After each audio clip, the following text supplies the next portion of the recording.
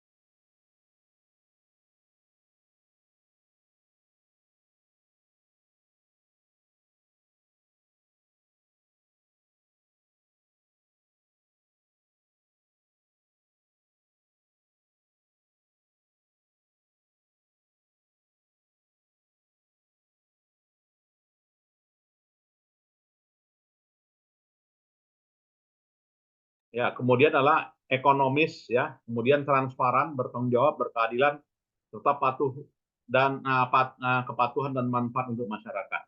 Nah, ini azas-azasnya menyelenggarakan pengelolaan keuangan daerah, ya. Jadi azas ini selalu jadi rujukan, ya, oleh BPK, ya, bahwasanya pelaksanaan dari keuangan daerah apakah taat, ya, apakah efisien, apakah efektif, apakah transparan, bertanggung jawab, berkeadilan, dan patuh, ya. Jadi dengan kata lain, siklus keuangan daerah itu meliputi 5, ya: perencanaan, pelaksanaan, penatausahaan, pertanggungjawaban, dan pemeriksaan. Nah, jadi ada 5 siklus pengelolaan keuangan daerah. Dan dalam pengelolaan keuangan daerah di sini melibatkan pejabat yang terkait. Ada namanya pejabat kuasa pengelola keuangan daerah. Ini menurut Permendagri 13 ya 2006. Kemudian ada namanya koordinator pengelolaan keuangan daerah, kemudian PPKD, kemudian BUD, kemudian kuasa BUD, kemudian pengguna anggaran, kemudian kuasa pengguna anggaran, ya, kemudian PPTK, kemudian pejabat penata usahaan keuangan, kemudian pejabat penata usahaan keuangan atau PPK unit SKPD, kemudian bendahara penerimaan dan bendahara pengeluaran, kemudian tim anggaran pemerintah daerah. Dan yang namanya pengelolaan keuangan daerah itu dari kepala daerah, ya, artinya kuasa penuh, ya, sebagai yang punya kewenangannya meliputi 13 kewenangan, ya, bupati atau wali kota atau gubernur, ya. Dan sekretaris daerah fungsinya koordinator pengelolaan, ya, Sekda, ya. Kemudian koordinator penyusunan rancangan APBD. Kemudian koordinasi penyiapan pedoman pelaksanaan APBD. Kemudian memberikan persetujuan pengesahan DPA SKPD. Kemudian memimpin TAPD ya. Dan yang namanya pejabat pengelolaan keuangan daerah, fungsinya ada 5 ya. Fungsinya ada 5 dan kewenangannya PPKD itu ada 9 ya. Nah, kepala daerah ini menetapkan ya kuasa BUD. Siapa itu kuasa BUD? Sekda ya. Jadi Sekda mulai dari menyiapkan anggaran kas, menyiapkan SPD, menerbitkan SP2D sampai pada melakukan penagihan piutang pajak. Dan kepala SKPD selaku PA punya tugas menyusun RKA, melakukan tindakan mengakibatkan pengeluaran atas beban anggaran belanja, melaksanakan anggaran sampai pada melaksanakan tugas lainnya ya. Sesuai dengan PP 12 tahun 2019 di pasal 10. Dan yang namanya kepala unit SKPD itu sebagai kuasa pengguna anggaran. Nah, artinya pertimbangannya adalah melimpahkan kewenangan PA kepada KPA ya. Kemudian berdasarkan pertimbangannya lah ya, menentukan juga pengguna anggaran meliputi kompetensinya, besarnya anggaran, beban kerjanya, lokasi, rentang kendali ya. Kemudian yang namanya PPK SKPD tugasnya, ya PPK itu pejabat penetausan keuangan. Ya, fungsinya melakukan verifikasi ya.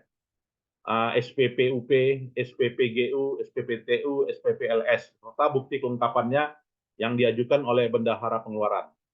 Kemudian menyiapkan SPM, kemudian melakukan verifikasi laporan pertanggungjawaban bendahara, kemudian melaksanakan fungsi akuntansi dan menyusun laporan keuangan.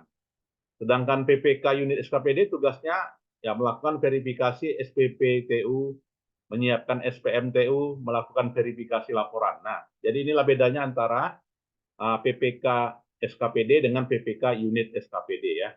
Dalam hal ini PA melimpahkan sebagian kewenangannya kepada KPA tadi ya. Dan fungsi bendahara penerimaan menerima, menyimpan, menyetor, dan menetausahaan. Ya, kemudian dalam hal PA melimpahkan sebagian kewenangannya kepada KPA ya. Nah, artinya bendahara penerimaan pembantu fungsinya adalah melaksanakan tugas dan wewenang sesuai dengan lingkup penugasan yang diberikan ya. Dan bendahara pengeluaran fungsinya mengajukan permintaan pembayaran SPP UP, menerima dan menyimpan UP, melaksanakan pembayaran UP gitu ya.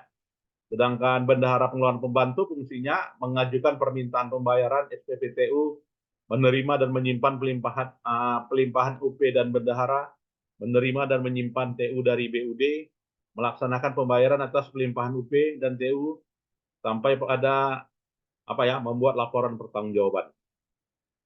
Nah, bendahara itu dilarang ya melakukan perdagangan pekerjaan, bertindak penjamin kegiatan, serta menyimpan uang pada suatu bank ya.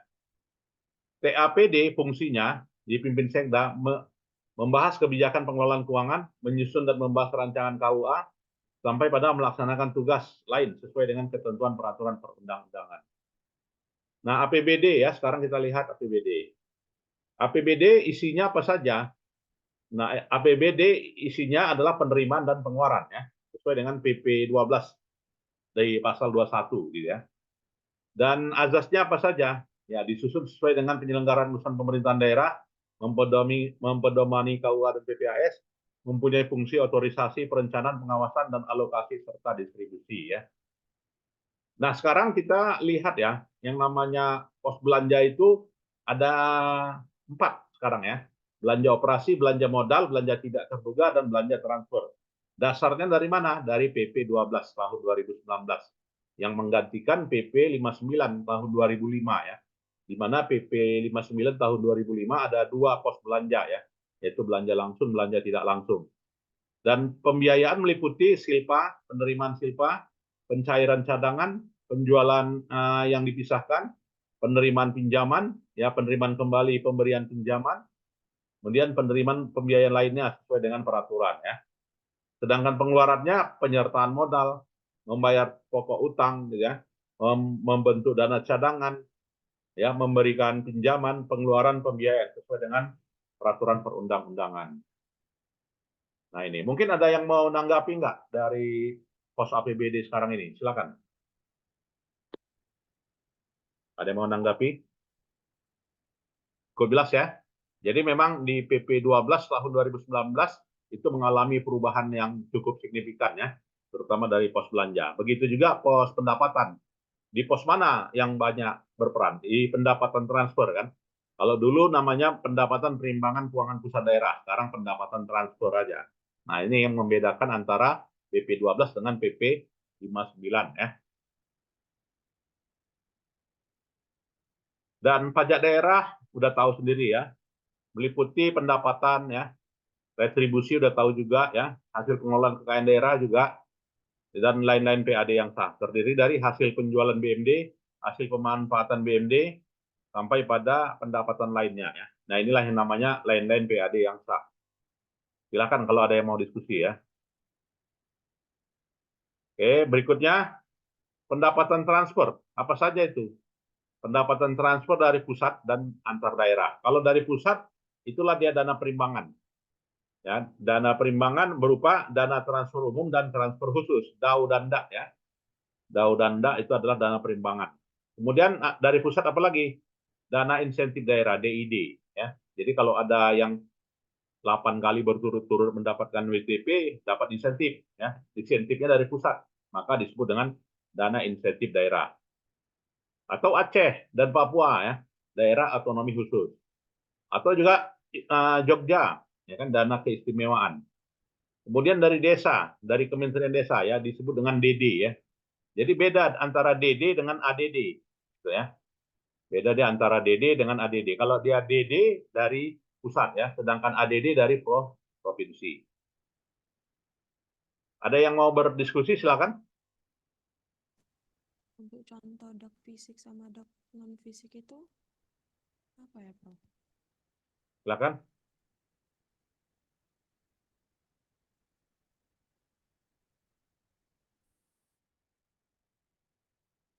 Cukup jelas ya. Baik.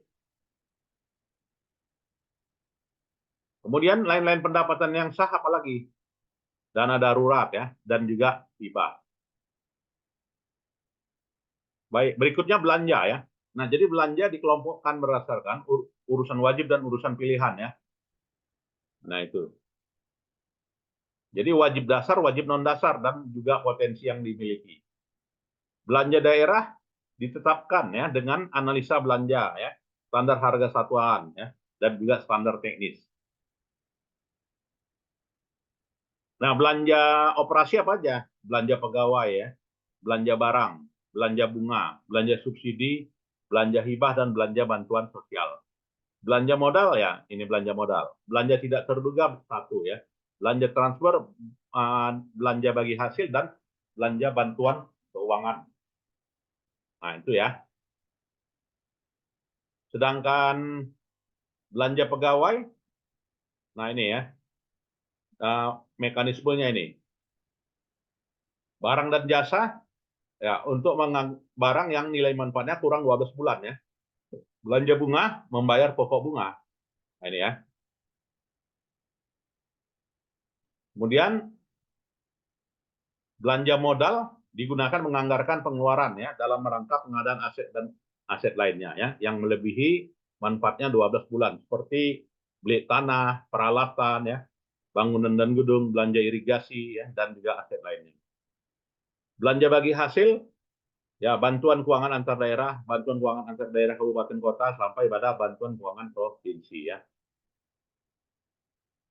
Kemudian belanja tidak terduga, nah inilah untuk keadaan darurat aja ya, atau keadaan yang mendesak.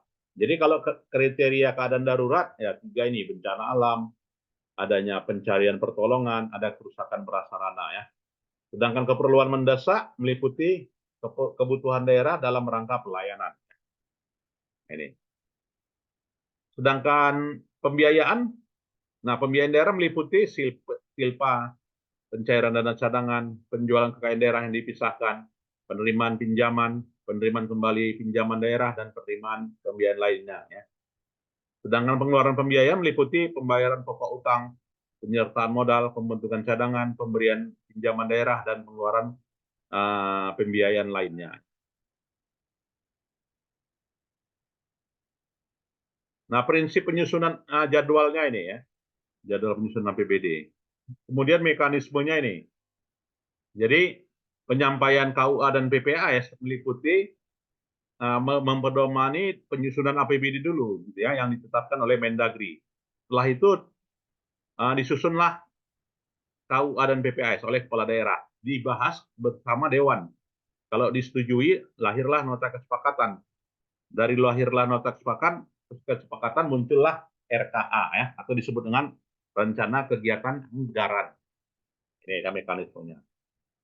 Ada yang mau diskusi? Silakan. Cukup jelas ya. Kemudian kebijakan umum APBD meliputi pasal 1 ya. Ekonomi makro harus dipertimbangkan, asumsinya, kebijakan pendapatan daerahnya.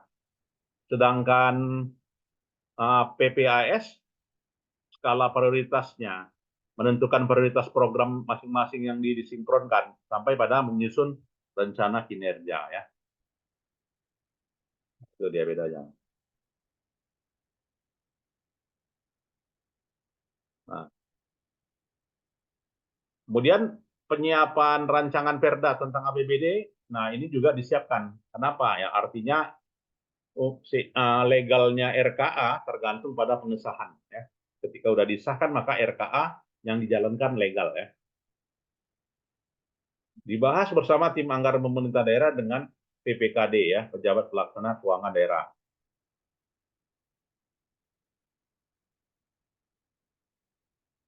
Nah, itulah ya sekilas tentang pengelolaan keuangan daerah. Silakan ada yang mau diskusi.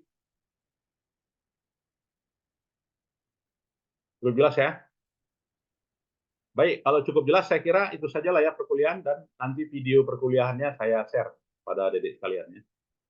Baik, selamat menjalankan aktivitas dan juga selamat sore ya. Assalamualaikum warahmatullahi wabarakatuh. Waalaikumsalam warahmatullahi wabarakatuh. Terima kasih, Prof. Ya, sama-sama. Boleh meninggalkan ruangan.